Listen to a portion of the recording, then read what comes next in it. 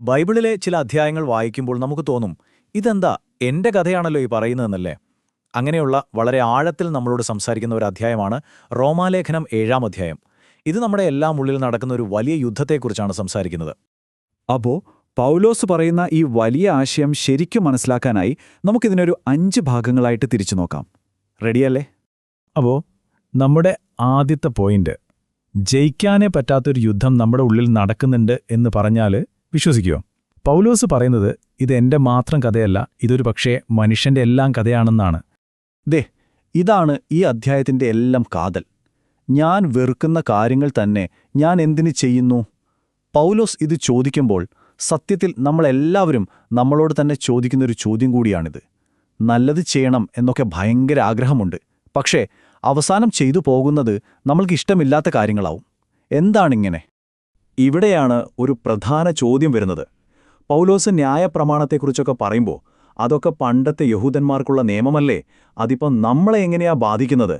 ഈയൊരു സംശയം തീർക്കാൻ വേണ്ടിയാണ് പൗലോസ് വളരെ മനോഹരമായ ഒരു ഉദാഹരണം കൊണ്ടുവരുന്നത്, ഒരു വിവാഹബന്ധത്തിന്റെ ഉദാഹരണം. ഒന്ന് ആലോചിച്ച് നോക്കിയേ. ഒരു സ്ത്രീ ഭർത്താവ് ജീവിച്ചിരിക്കുന്ന കാലത്തോളം ആ നിയമപ്രകാരം ആ ഭർത്താവിനോട് ബന്ധിക്കപ്പെട്ടിരിക്കുകയാണ്, അല്ലേ? പക്ഷേ ആ ഭർത്താവ് മരിച്ചാലോ? പിന്നെ ആ നിയമത്തിനവിടെ പ്രസക്തിയില്ല, അവൾ സ്വതന്ത്രയാണ്.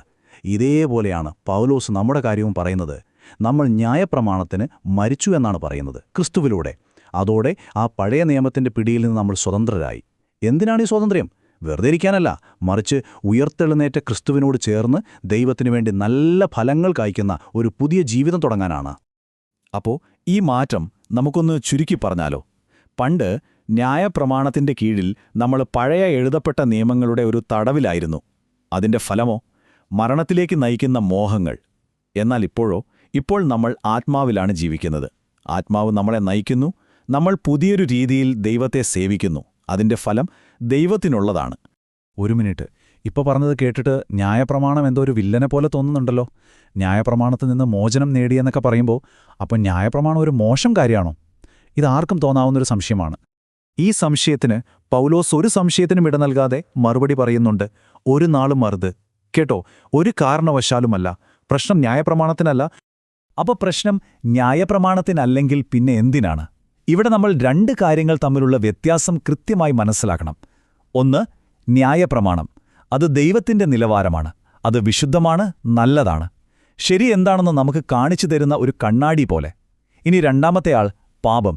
ഇത് നമ്മളുടെ ഉള്ളിൽ ഒളിച്ചിരിക്കുന്ന ഒരു ശക്തിയാണ്, ദൈവത്തിനെതിരെ പ്രവർത്തിക്കുന്ന ഒരു റെബൽ. ഈ പാപത്തിന്റെ ഒരു പ്രത്യേകത എന്താണെന്നറിയോ? അത് ന്യായപ്രമാണം പോലെയുള്ള നല്ല കാര്യങ്ങളെപ്പോലും അതിന്റെ ചീത്ത ഉദ്ദേശ്യങ്ങൾക്കായി വളച്ചൊടിക്കാൻ ശ്രമിക്കും. ഇത് മനസ്സിലാക്കാനും ഒരു എളുപ്പവഴിയുണ്ട്. ന്യായപ്രമാണത്തെ ഒരു എക്സ്റേ മെഷീനായിട്ട് സങ്കല്പിക്കുക. നിങ്ങളുടെ കയ്യിൽ എല്ല് പൊട്ടിയിട്ടുണ്ടെങ്കിൽ എക്സ്റേ അത് വളരെ വ്യക്തമായി കാണിച്ചു തരും. പ്രശ്നം ഇതാണെന്ന് കൃത്യമായി പറയും. പക്ഷേ ആ എക്സ്റേക്ക് നിങ്ങളുടെ എല്ല് കൂട്ടിച്ചേർക്കാൻ പറ്റുമോ? ഇല്ല. അതിന് രോഗം നിർണ്ണയിക്കാനേ കഴിയൂ, ചികിത്സിക്കാൻ കഴിയില്ല.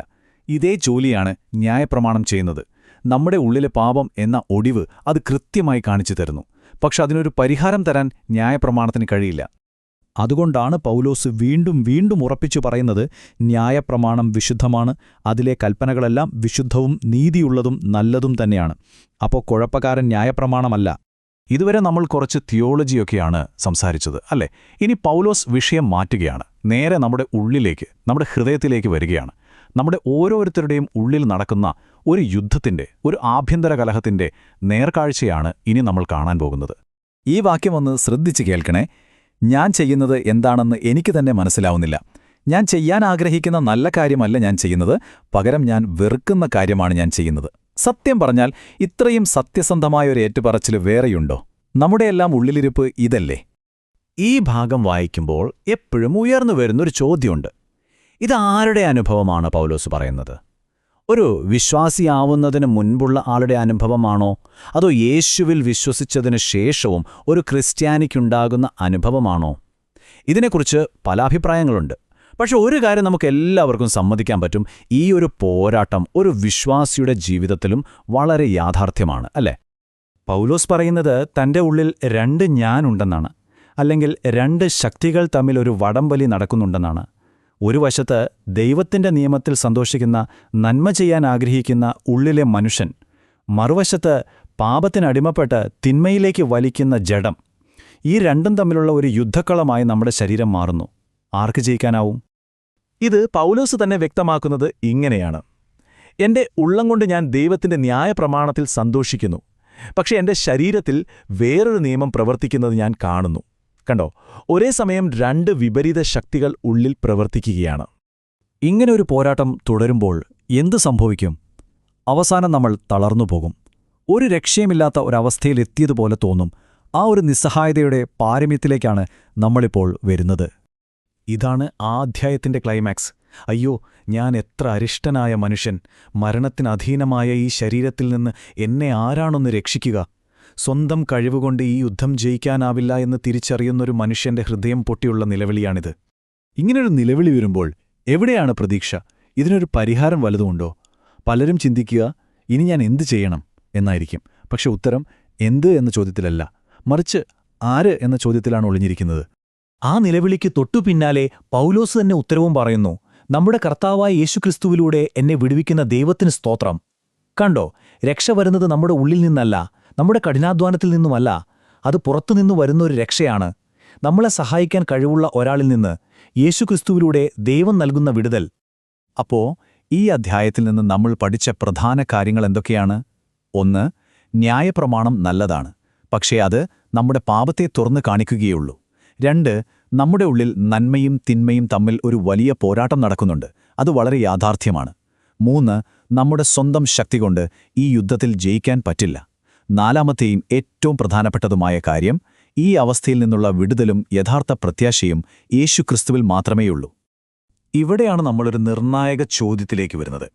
7-ാം അധ്യായത്തിലെ ഈ വലിയ യുദ്ധത്തിനുള്ള ഉത്തരം യേശുക്രിസ്തുവിലൂടെയുള്ള രക്ഷയാണെങ്കിൽ, ആ രക്ഷ കിട്ടിയതിനു ശേഷമുള്ള ജീവിതം, ആ സ്വാതന്ത്ര്യത്തിന്റെ ജീവിതം, അത് യഥാർത്ഥത്തിൽ എങ്ങനെയായിരിക്കും? വെറും പോരാട്ടം മാത്രമാണോ, അതോ വിജയമുണ്ടോ? ആ ചോദ്യത്തിനുള്ള മറുപടിയാണ് നമ്മൾ അടുത്തതായി കാണാൻ പോകുന്ന റോമാലേഖനം 8-ാം അധ്യായം.